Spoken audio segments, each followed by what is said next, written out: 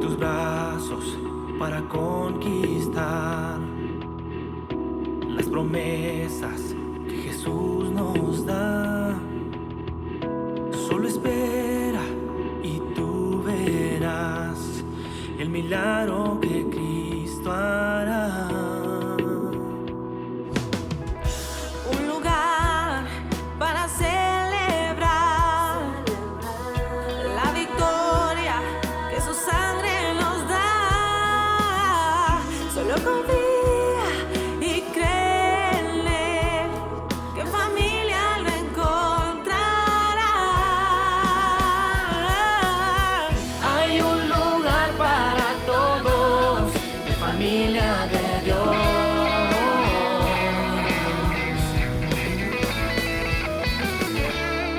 En familia de Dios.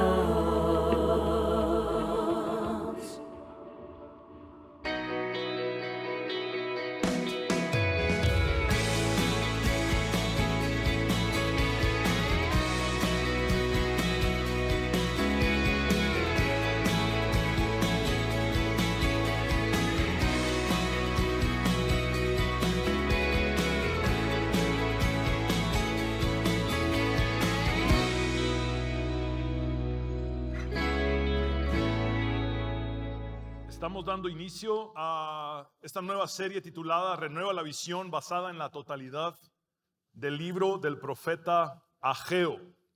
Quisiera iniciar por darles los antecedentes históricos claves de la profecía de Ageo.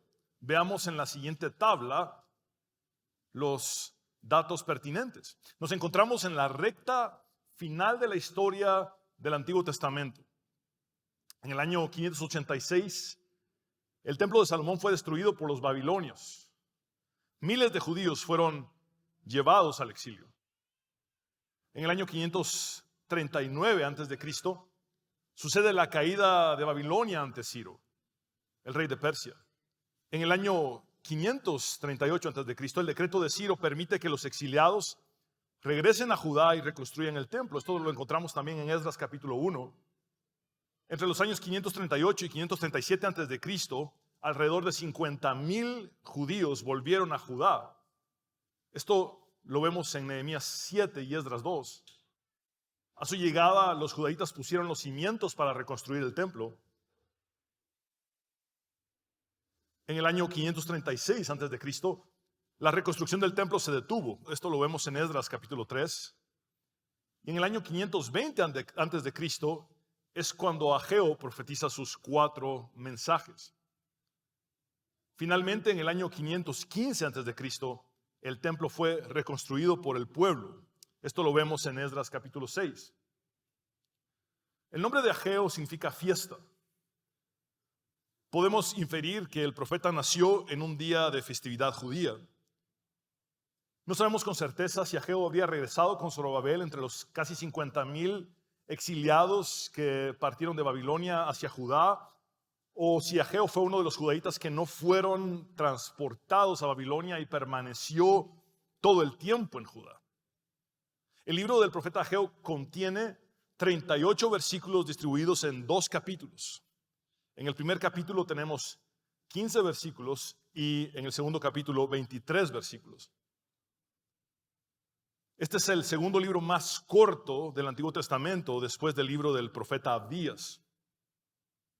Sin embargo, aunque el libro del profeta Ageo sea tan breve, lo cierto es que está repleto de verdades intemporales o atemporales.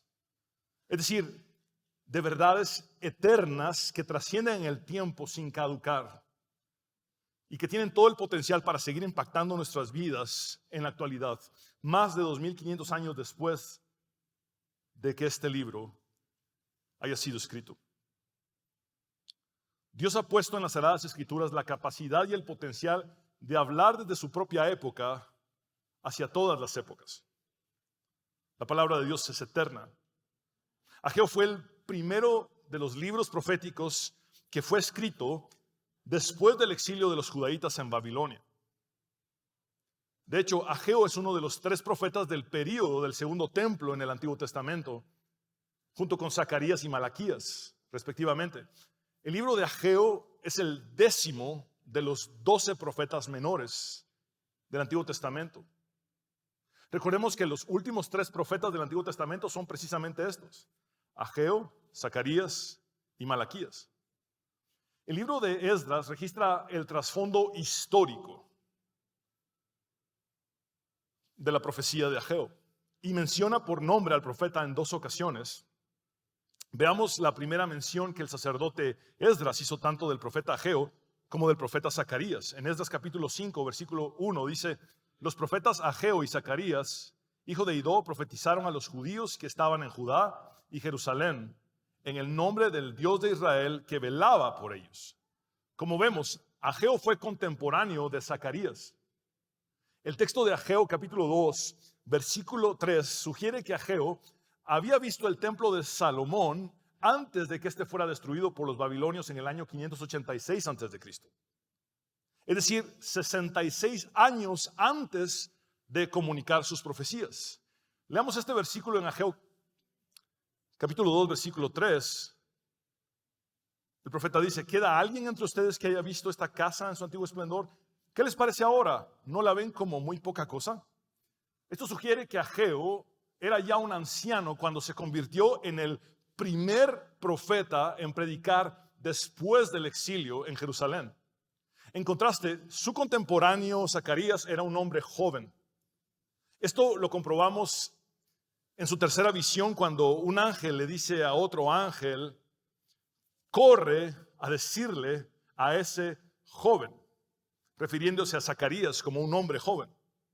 Estos 2 profetas, Ageo y Zacarías, pertenecieron a diferentes generaciones, pero esto no impidió que pudieran trabajar juntos para reconstruir el templo.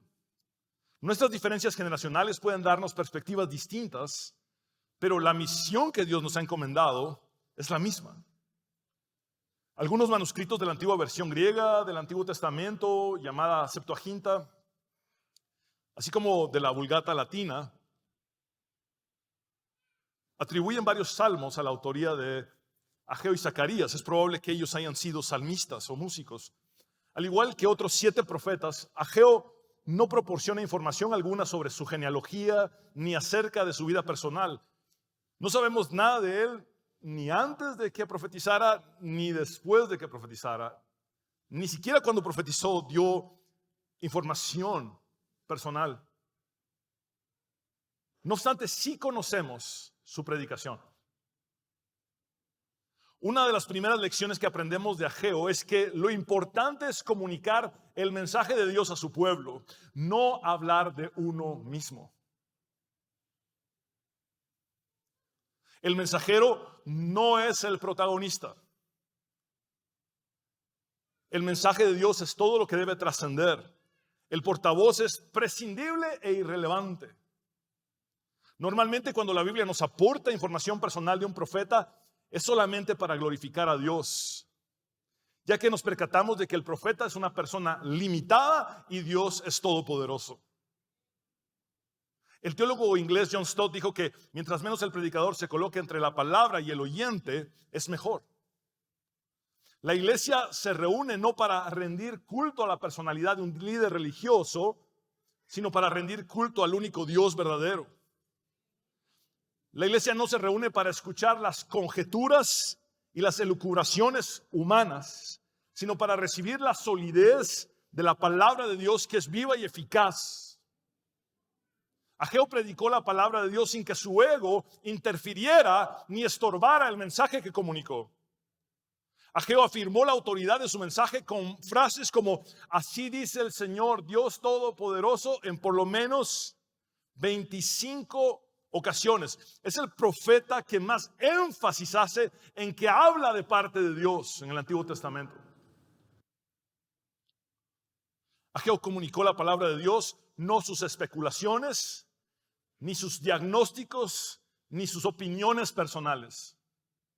Vivimos en tiempos en los que hay demasiadas especulaciones y opiniones humanas desde los púlpitos. Por lo tanto, es urgente que, guiados por el Espíritu Santo, volvamos a la seguridad y a la pureza del texto bíblico. Es por eso que estamos estudiando este libro en su totalidad. que es uno de los libros menos predicados de la Biblia en el presente. Ageo no dio su análisis personal de la situación, sino que se dedicó a ser un mensajero fiel que hablaba con la autoridad del Dios Todopoderoso, el Señor de los ejércitos. El mensaje que proviene de Dios no involucra un misticismo manipulatorio, ni un morbo supersticioso, ni demagogia espiritualizada, ni quimeras de adivinación. Tampoco involucra frases trilladas que se convierten en clichés populares que auguran buena fortuna. El mensaje profético verdadero es un llamado firme al arrepentimiento, a volver a Dios, a regresar a Dios, a hacer la voluntad de Dios, a rendirse ante la soberanía de Dios. Erasmo de Rotterdam escribió: encuentro a tantos cristianos que, ya sea por negligencia o pura ignorancia, son tan supersticiosos como los paganos. El mensaje de Ageo fue simple, conciso, claro, directo, práctico, pero por sobre todo efectivo. Dio resultados en el corto, mediano y largo plazo. El templo fue completado tan solo 4 años después de que Ageo profetizó sus 4 mensajes en el año 520 antes de Cristo. El templo fue terminado en el año 515. Ageo terminó de dar sus mensajes a finales del año 520 antes de Cristo. La profecía de Ageo fue dirigida originalmente a los creyentes judíos posexílicos en el siglo VI antes de Cristo, quienes llevaban más de 1 década y media de haber vuelto a la tierra que Dios le había prometido a sus antepasados Abraham, Isaac y Jacob. La profecía de Ageo está conformada por 4 mensajes breves, cada uno de los cuales comienza con la expresión: vino la palabra del Señor. El libro no tiene una introducción. Este inicia directamente en medio de la situación, en medio de la acción, con el primero de los 4 mensajes que contiene. Estos 4 mensajes están fechados específicamente y todos fueron dados en un periodo de menos de 4 meses en el año 520 a.C. Ciertamente las profecías de Ageo están entre las que podemos fechar más precisamente en el Antiguo Testamento.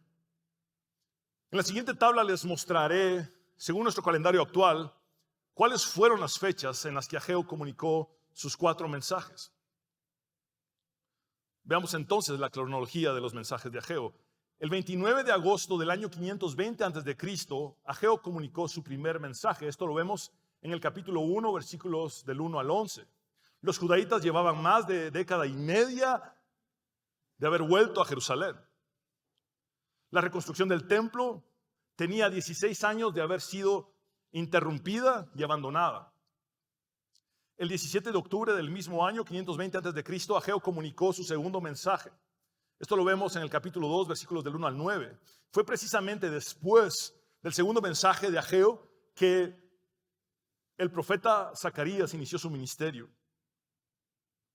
Zacarías empezó a profetizar unos 2 meses después de Ageo y luego trabajaron juntos. El 18 de diciembre, es decir, a finales del año 520 a.C., Ageo comunicó su tercer y cuarto mensaje simultáneamente. Esto lo encontramos en el capítulo 2, versículos del 10 al 23. Noten por favor la primera y la última fecha. Ageo profetizó del 29 de agosto del año 520 a.C. al 18 de diciembre del año 520 a.C. El periodo en el que Ageo profetizó fue sumamente corto, duró menos de 4 meses.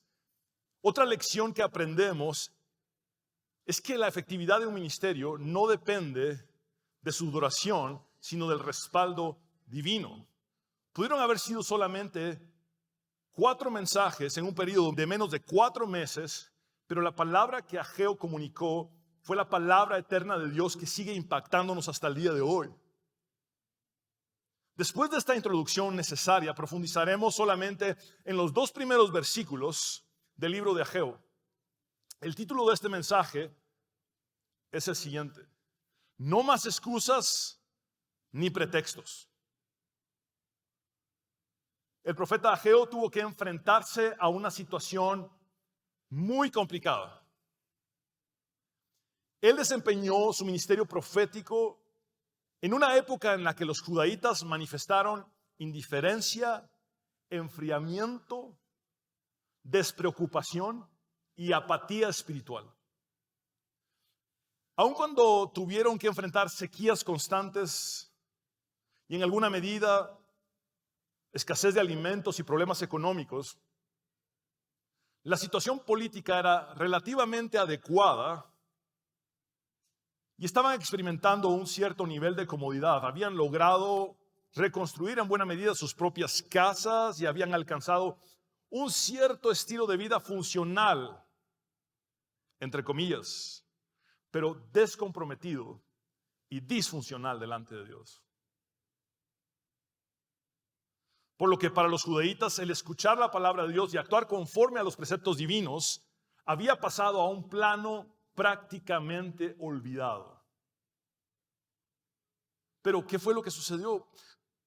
¿Por qué llegaron a este letargo espiritual? Todo había comenzado muy bien. Cuando los exiliados judíos fueron liberados de Babilonia y retornaron a Jerusalén, su prioridad fue reconstruir el templo que había sido destruido por Nabucodonosor, rey de Babilonia, en el año 586 a.C. Esto significa que cuando los judaítas llegaron a Jerusalén, encontraron los escombros y las ruinas de un templo que tenía 50 años de haber sido destruido. Tengamos presente que el castigo de su idolatría había sido el cautiverio en Babilonia. Por consiguiente, al retornar, su prioridad fue dar el primer paso para restablecer la adoración verdadera al único Dios, Yahvé. Los judaítas echaron los cimientos del templo y aun cuando seguían rodeados de escombros alrededor, edificaron un altar a Yahvé para rendirle adoración. Leamos parte del relato histórico en Esdras capítulo 3, versículos del 10 al 13. Cuando los constructores echaron los cimientos del templo del Señor, llegaron los sacerdotes con sus vestimentas sagradas y sus trompetas, junto con los levitas descendientes de Asaf con sus platillos, para alabar al Señor según lo establecido por David, rey de Israel. Todos daban gracias al Señor y a una le cantaban esta alabanza: Dios es bueno, su gran amor por Israel perdura para siempre. Y todo el pueblo alabó con grandes aclamaciones al Señor, porque se habían echado los cimientos del templo. Muchos de los sacerdotes, levitas y jefes de familia que eran ya ancianos y habían conocido el primer templo, entre ellos estaba el viejo Ageo, prorrumpieron en llanto cuando vieron los cimientos del nuevo templo, mientras muchos otros gritaban de alegría. Y no se podía distinguir entre los gritos de alegría y las voces de llanto, pues la gente gritaba a voz en cuello y el ruido se escuchaba desde muy lejos. Sin embargo, el gran entusiasmo y emocionalismo con el que el pueblo había comenzado la reconstrucción fue insuficiente, ya que la oposición y las amenazas externas, el desánimo, las diferencias entre ellos y sus intereses personales, egoístas, los fueron conduciendo a desinteresarse cada vez más en continuar con la reconstrucción del templo. Como ya lo hemos visto, en el momento que Ageo profetizó, la tarea de reconstruir el templo llevaba 16 años de haber sido interrumpida y abandonada por los judaítas. Habían descuidado la casa de Dios. En síntesis, el año 520 a.C., el año en el que Ageo profetizó, fue de crisis para Jerusalén. Pero no del tipo de crisis que es evidente para todos, como la que el pueblo de Dios había sufrido con anterioridad como resultado de su idolatría, la amenaza de una invasión, una conquista extranjera, la destrucción de Jerusalén y el templo, y finalmente un destierro. En contraste, el tipo de crisis que estaban atravesando después del exilio era más sutil, aunque no menos grave. habían caído en una parálisis moral y espiritual que aceptaba como normal aquello que delante de Dios demandaba un cambio drástico. Se lo repito. Habían caído en una parálisis moral y espiritual que aceptaba como normal aquello que delante de Dios demandaba un cambio drástico. ¿Acaso has aceptado como normal en tu vida aquello que delante de Dios requiere un cambio radical?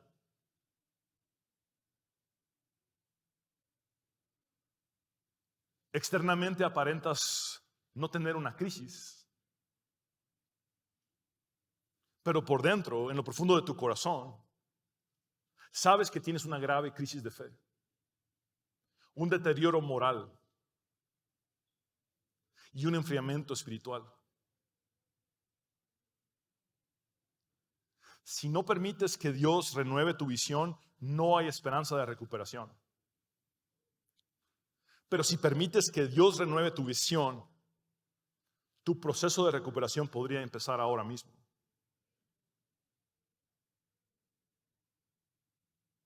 Es por eso que nuestro acercamiento al libro de Ageo es crucial. Profundicemos entonces en los 2 primeros versículos del libro, en los cuales se establecen asuntos importantes y principios fundamentales. Leamos estos 2 versículos primeramente de corrido y luego leeremos nuevamente el mismo texto analizando los detalles. Ageo capítulo 1, versículos 1 y 2. El día primero del mes sexto del segundo año del rey Darío vino palabra del Señor por medio del profeta Ageo a Zorobabel, hijo de Salatiel, gobernador de Judá, y al sumo sacerdote Josué, hijo de Josadac. Así dice el Señor Todopoderoso: este pueblo alega que todavía no es el momento apropiado para ir a reconstruir la casa del Señor. Leamos nuevamente estos 2 versículos detalladamente. El día primero del mes sexto del segundo año del rey Darío. Darío era el gobernante del imperio persa. Esta fecha es el 29 de agosto del año 520 a.C. Este día tiene gran importancia debido a que por primera vez después del exilio, la voz de Dios se volvió a escuchar en la auténtica voz de la profecía por medio de Ageo.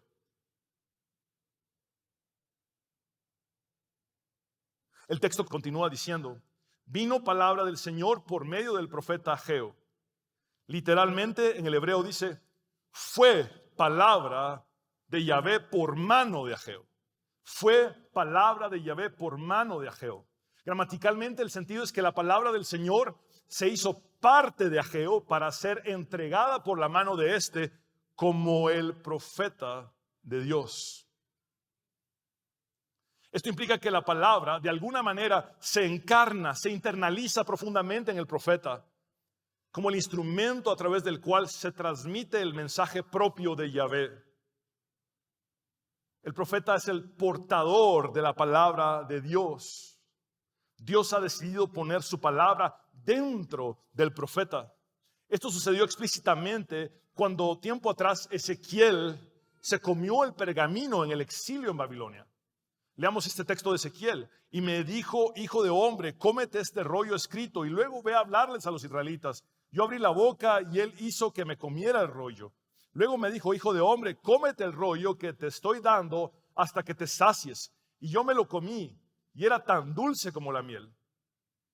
Anteriormente, Jeremías hizo un uso metafórico o poético de esta imagen, diciéndole a Dios lo siguiente en el capítulo 15 y versículo 16 de su libro: al encontrarme con tus palabras, yo las devoraba, ellas eran mi gozo y la alegría de mi corazón, porque yo llevo tu nombre, Señor Dios Todopoderoso.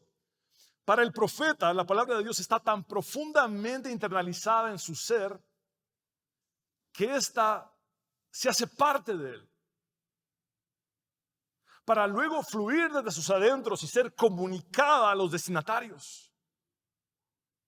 El resultado final es que tenemos en nuestro haber la palabra de Dios en las palabras de Ageo. Volvamos al versículo 1 del capítulo 1 En el día primero del mes sexto del segundo año del rey Darío, vino palabra del Señor por medio del profeta Ageo. Ahora noten a quién fue entregada primeramente la palabra. A Zorobabel, hijo de Salatiel, gobernador de Judá, y al sumo sacerdote Josué, hijo de Josadac.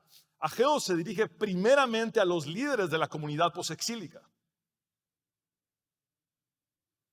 Zorobabel, quien era el líder político, y Josué, quien era el líder religioso. El ministerio profético se dirige tanto a los líderes como al pueblo.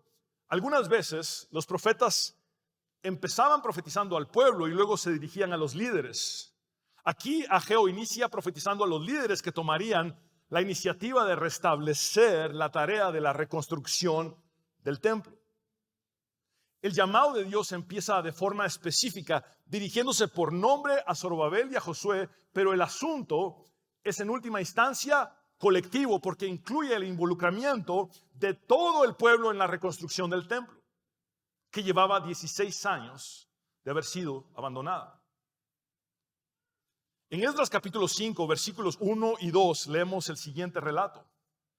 Los profetas Ageo y Zacarías, hijo de Idó, como ya lo hemos visto, el ministerio de Zacarías inició solamente unos 2 meses después de que Ageo comunicara su primer mensaje. Estos dos, Ageo y Zacarías, profetizaron a los judíos que estaban en Judá y Jerusalén en el nombre del Dios de Israel que velaba por ellos. Entonces Zorobabel, hijo de Salatiel, y Jesúa o Josué, esta es otra forma de escribir el nombre del sumo sacerdote Josué, hijo de Josadac, los líderes del pueblo se dispusieron a continuar la reconstrucción del templo de Dios en Jerusalén y los profetas estaban con ellos ayudándolos. Noten que los profetas no se limitaron a dar el mensaje, sino que además trabajaron fuertemente en consistencia con el mensaje que habían comunicado.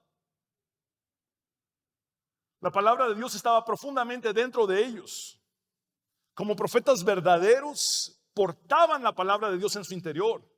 La externalizaban cuando la comunicaban y además actuaban de acuerdo a lo que Dios estaba hablando por medio de ellos. Volvamos al versículo 2 de nuestro texto base.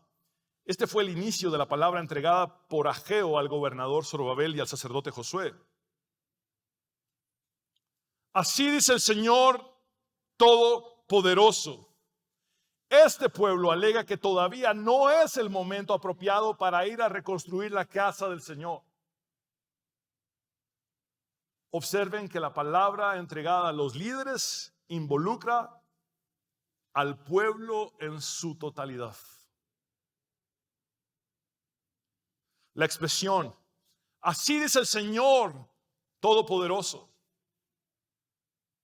que aparece en por lo menos 25 ocasiones en 2 capítulos del libro de Ageo, tiene el siguiente sentido. Esto es lo que dice el Dios que sigue teniendo el poder real y absoluto sobre el cielo y la tierra, aun cuando su pueblo parezca estar bajo el control de una superpotencia imperial.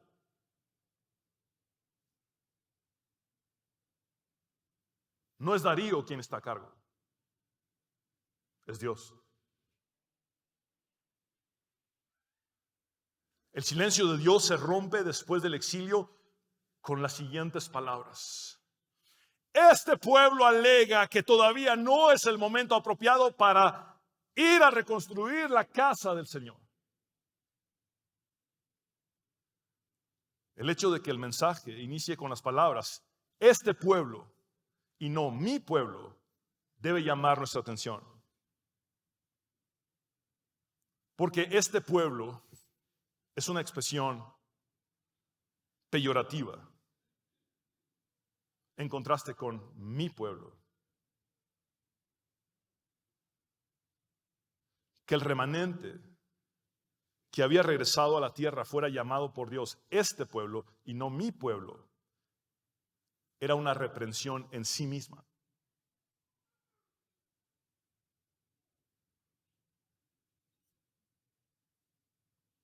Luego de esta reprensión implícita, el Señor cita de forma correctiva las mismas palabras que el pueblo alegaba o decía.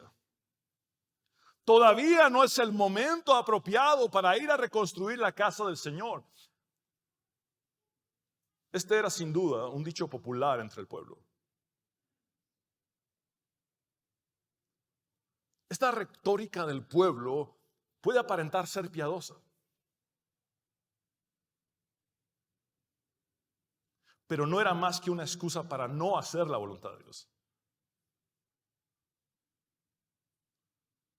Los judaítas llevaban 16 años con la misma cantaleta de excusas y pretextos. Estaban inmersos en la apatía y el derrotismo en cuanto a la reconstrucción del templo.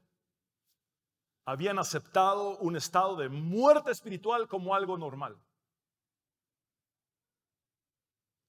Eran muy dedicados al buscar sus comodidades y beneficios personales, pero habían abandonado y descuidado lo que era relevante para Dios. Estaban enfocados en sus propios intereses y no los intereses de Dios. Y eran capaces de ingeniarse todo tipo de argumentos para autoengañarse y convencerse a sí mismos de que tenían toda la razón al optar por no reconstruir el templo. Pero esa no era la perspectiva de Dios en lo absoluto. La realidad divina no concordaba con lo que ellos consideraban como su realidad colectiva, familiar y personal. Muchas personas estaban obsesionadas con sus propias vidas, sus propios proyectos, con sus negocios personales, sus trabajos, sus casas y en algunos casos con sus lujos y placeres. Y dejaban a un lado las cosas del Señor. Vivían egoísta, materialista y egocéntricamente. E incluso podían diseñar postulados teológicos cerrados para, según ellos, racionalizar el porqué de su estilo de vida, que en última instancia daba prioridad a sus ambiciones y no a Dios.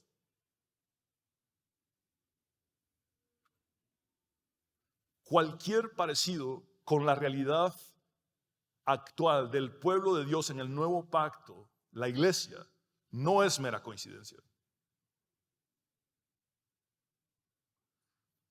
En el presente se ha llegado a un extremo en el que Dios ha sido malentendido y malinterpretado por demasiados cristianos como una especie de sirviente todopoderoso manipulable que existe para cumplir con los caprichos personales de los seres humanos y que debe doblegarse al poder de la fe de estos.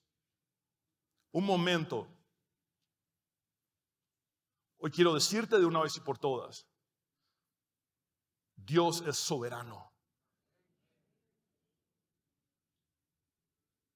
Y no es en lo absoluto lo que se ha pintado en la falsa enseñanza de la prosperidad o de la confesión positiva.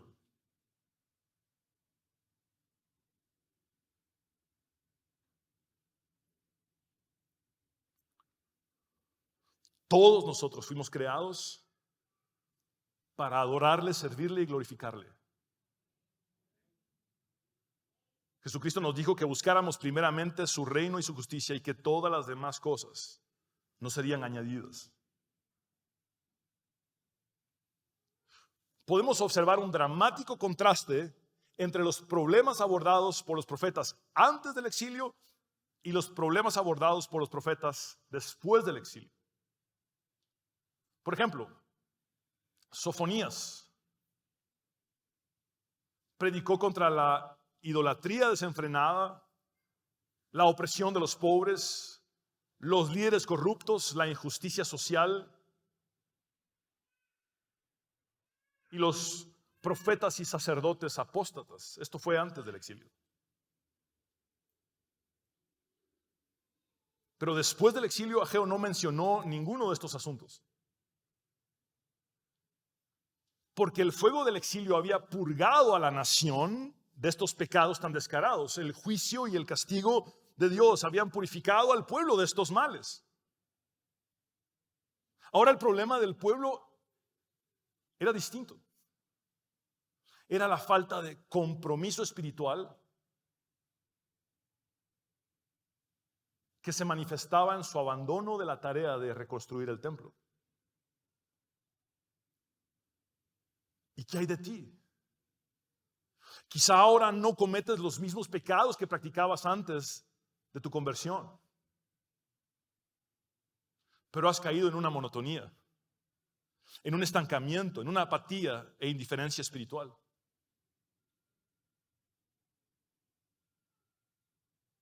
En los días de Ageo, la negligencia en la reconstrucción del templo era una negligencia en la adoración. ¿Cómo está tu adoración a Dios? Y me refiero a la adoración como un estilo de vida permanente en el que Dios ve lo más profundo de nosotros, las intenciones de nuestros corazones, nuestros pensamientos y nuestras motivaciones para hacer lo que hacemos, además de nuestros actos externos. En los días de Ageo, despreciar la reconstrucción del templo era despreciar la presencia de Dios entre ellos. ¿Hace cuánto que no has estado a solas con Dios de una manera significativa? Jesús dijo que cerraras la puerta de tu habitación. ¿Estás demasiado ocupado para Él? ¿Te absorbió tu ambición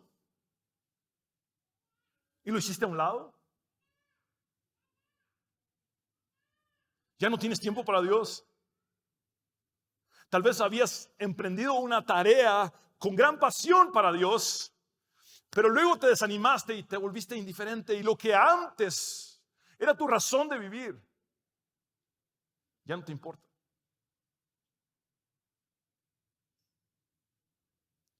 ¿Cuántas excusas y pretextos han sido tan repetitivos en tu vida que has llegado a creerlos como verdaderos, autoengañándote?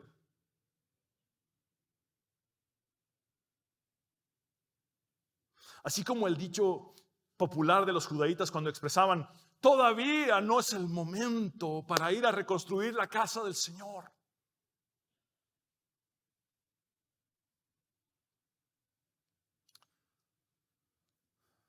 Billy Sunday dijo que una excusa es la piel de una razón rellenada de mentira. La piel de una razón rellenada de mentira. Es decir, parece tener lógica, pero al final es una mentira disfrazada de una razón para que no hagas lo que debes hacer.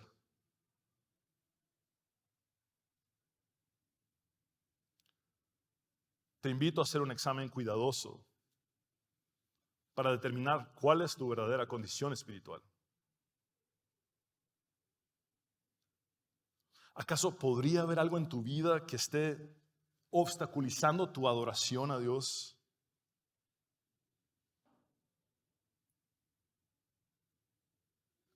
Necesitas reconocer que las excusas por tu falta de compromiso con el Señor son inaceptables delante de Él.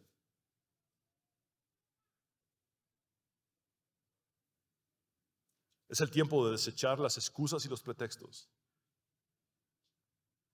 y renovar tu visión. Porque lo que tú has creído que es la realidad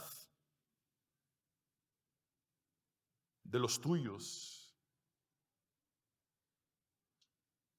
y de ti mismo no es congruente con la realidad de Dios. Tú puedes racionalizar y argumentar todo tipo de excusas y pretextos hasta el punto de repetirlos tanto que llegas a creértelos tú mismo, autoengañándote. Y puedes incluso presentar muy convincentemente estas excusas y estos pretextos, convenciendo a otros. Pero esto es lo que te dice el Señor Dios Todopoderoso: a mí no me convencen tus excusas ni tus pretextos,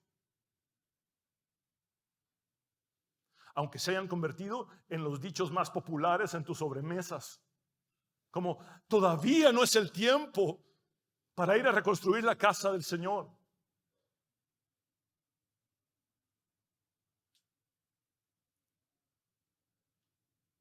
Tu excusa va en contra de la voluntad de Dios. Tu excusa te está llevando a procrastinar a retrasar aquello que Dios ya te ha hecho evidente que debes hacer.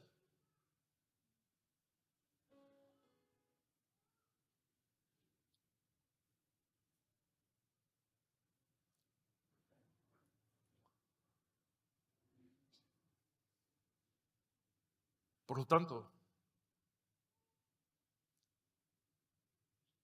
es tiempo de arrepentirnos. Es tiempo de volver a Dios y hacer su voluntad. Quiero invitarte a inclinar tu rostro, por favor.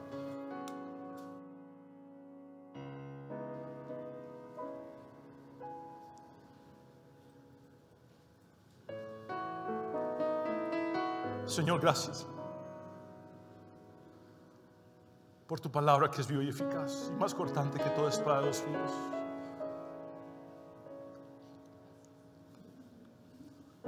Gracias por no guardar silencio y continuar hablándonos en el tiempo presente, haciéndonos ver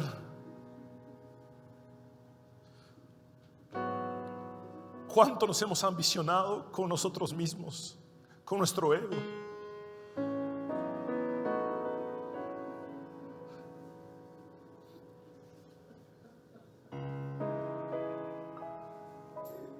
Nos hemos ambicionado con nuestras carreras, profesiones, proyectos, dinero, lujos y placeres. Nuestro egocentrismo ha escalado a un nivel donde hemos tergiversado hasta quién eres y cómo actúas. Y hemos presentado falsos postulados teológicos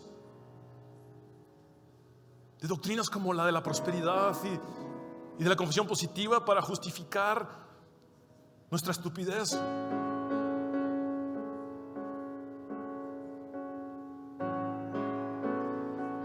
Es absurdo no entenderte como el único Dios verdadero y soberano cuya voluntad no se doblega. Señor, hoy te pido perdón por haber puesto mis deseos antes que los tuyos.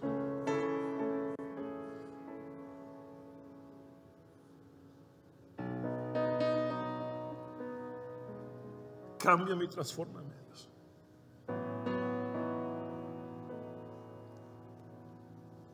Hoy te pido perdón porque mi ambición me llevó a ponerte a un lado.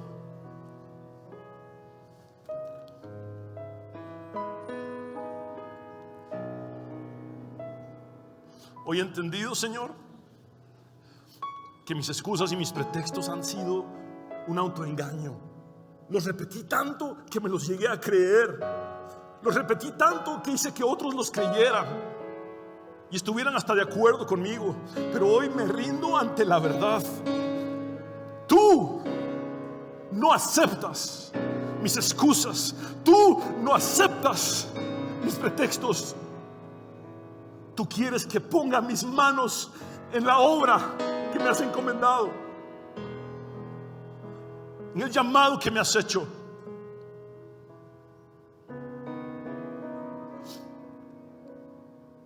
No se dirá más. Aún no ha llegado el momento apropiado para reconstruir la casa del Señor. Ahora se dirá: este es el momento apropiado para hacer a un lado todo y asumir únicamente lo que Dios quiere que yo haga. Señor, henos aquí estamos. Volvemos a ti. Gracias por hablarnos poderosamente a través de tu palabra, que es viva y eficaz, que es eterna, que transforma, que cambia, que renueva la visión para que exista una verdadera recuperación y para que tú ordenes nuestros pasos y nos encamines a hacer tu voluntad, que es buena, agradable y perfecta. Tu voluntad no es fácil,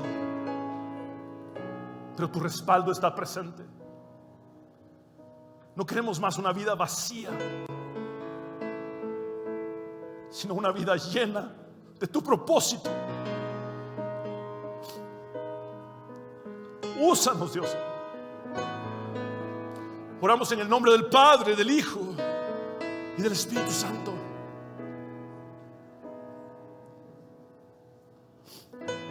Quiero hablar contigo, hombre y mujer, que necesitas rendir tu vida a Dios.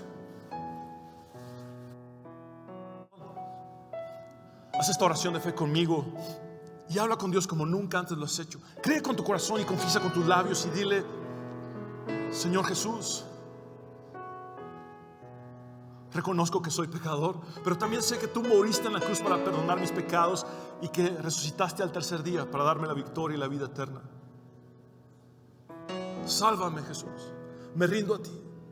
Me entrego a ti por completo. Sé mi Señor y Salvador por toda la eternidad. En tu nombre, Jesús, el único nombre bajo el cielo dado a los hombres en el cual podemos tener salvación, hemos orado. Amén y amén.